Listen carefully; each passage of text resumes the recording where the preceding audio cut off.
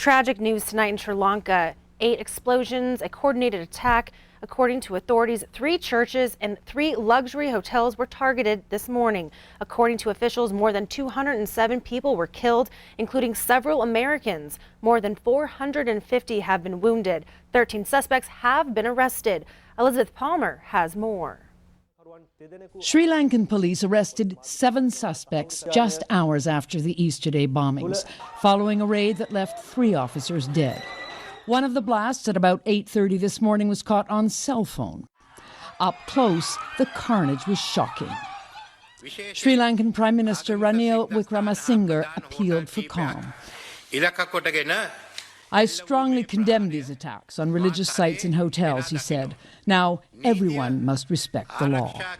At St. Anthony's Shrine in the capital, Colombo, volunteers carried away the wounded and the dead, who'd come to church this morning to celebrate the most joyful day in the Christian calendar.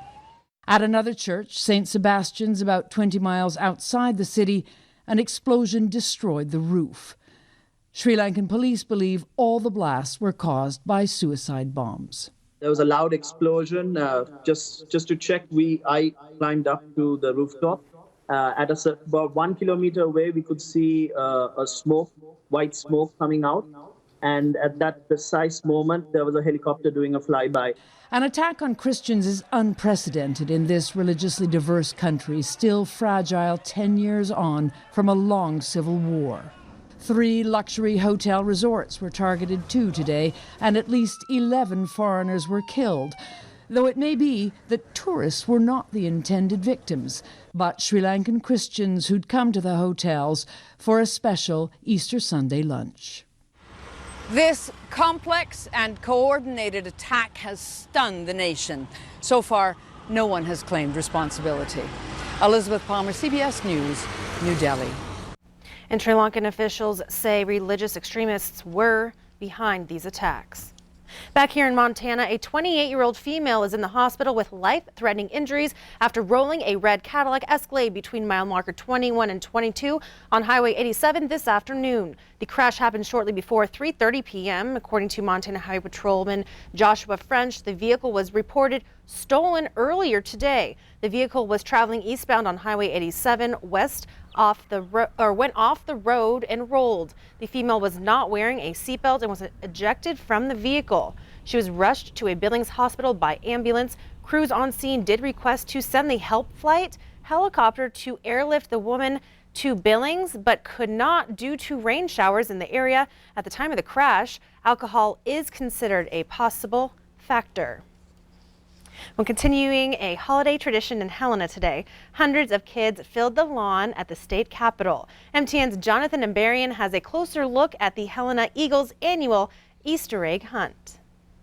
On Sunday, the Montana State Capitol lawn was covered with brightly colored Easter eggs. Kids waited on the sidewalk for the hunt to begin. 5, 4, 3, 2, 1.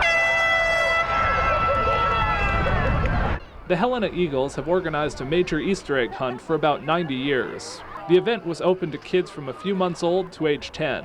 They get through it pretty quick. You know, there's been years where there's been so many kids the egg hunt hasn't lasted a full 45 seconds. Sophia and Claire Weismiller were among those rushing to grab the eggs. They did pretty well. I would say our bag is almost too full for them to be able to carry, so. Sunday's wet weather didn't discourage them. Pretty much coming out no matter what. On Friday, volunteers spent the day coloring more than 14,000 eggs. It took several hours Sunday morning to get them all into place. Altogether, it takes about 30 to 40 people to put the event on. This is the culmination of hours and hours of work and a month of planning and getting things ready. Several hundred of the eggs came with $1 prizes. 2 gold eggs were worth even more. Both organizers and participants say the tradition of this hunt means a lot to Helena. We have a lot of parents that were doing this hunt themselves, so now their kids are doing it. So it's just a iconic place to be able to have an Easter egg hunt, and I am hoping we get to keep doing this every year. It's a tradition. In Helena, Jonathan Ambarian, MTN News. Thank you, Jonathan. The Helena Eagles originally held their Easter egg hunt at the Helena Civic Center, but it moved to the Capitol years ago as it grew in popularity. Well, it was the last chance to hit the slopes at Red Lodge Mountain today. With 5 chairs, 63 trails open, the powder gods smiled upon the last day of the season, with the mountain getting 2 new inches of snow overnight. And to top it off, it snowed throughout the day today. And as skiers went searching for, they even had to go find a golden egg. Made it kind of fun today for Easter. Well, turning now to weather with Rob Griggs. Kind of a fun day to wrap up skiing on the slopes on an Easter day. Always a big, terrifying bunny suit out there, too. You're around the corner, and there that is. Fun, a lot of fun. Yeah. In fact, there's been more skiing across the state, Big Sky also, kind of wrapping things up. This is a picture from my friend Richard McGarvey. He was up in those big, blue, beautiful 6-seaters up there in the upper bowl there, having a good time. So the weather was great. And it's nice to finish things off well. Meanwhile, a little lower elevation, my friend Nathan McKenty took this shot westbound on I-90 as the skies were clearing. Isn't that a beautiful picture of the crazies? My goodness sakes. Well, right now, the only shower activity we have right now is centered around Billings, and it's moving out of the way, of course, down into Wyoming. And reported high temperatures today, not very warm, actually, in the 40s and 50s and a couple of 60s out there. So the big question is, what happens on Monday, the beginning of the work week? I'll tell you with the Storm Tracker forecast in just a little bit. Zoe? All right, thanks, Rob. Eagle Mount helps people of every ability enjoy recreational activities of all kinds. MTN's Joe HUISINGA shares a story of a Great Falls man who is always reaching higher.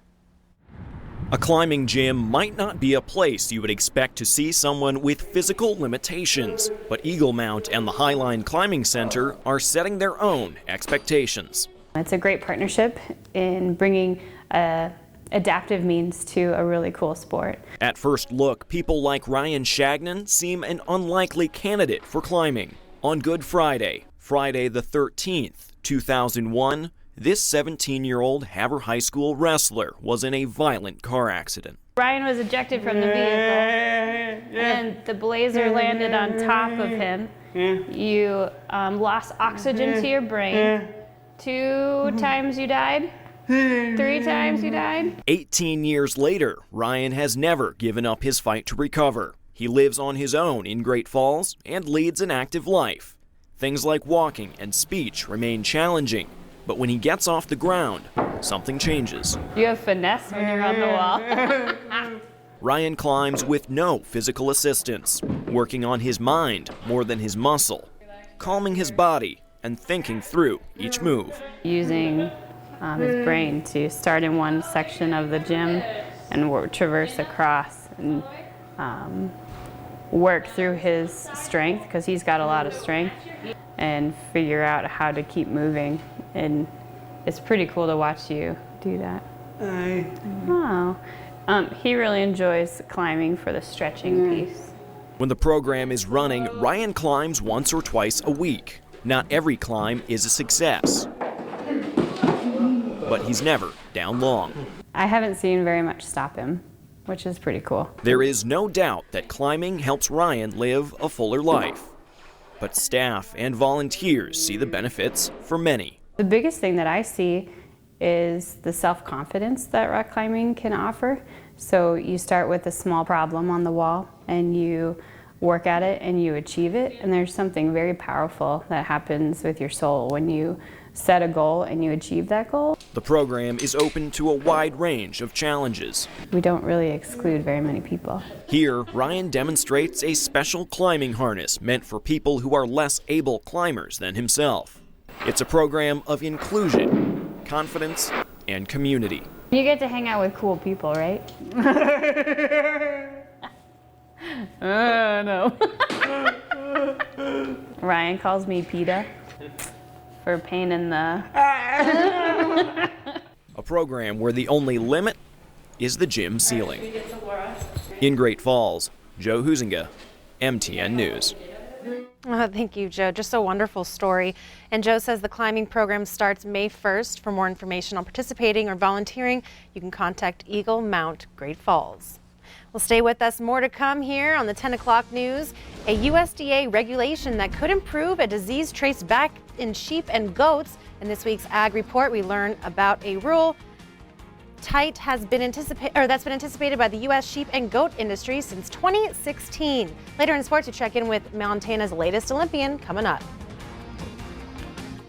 You're watching MTN News with Zoe Zandora, Storm Tracker weather with Rob Griggs, and sports with Casey Conlon. This is the 10 o'clock news on Q2, Montana's news leader.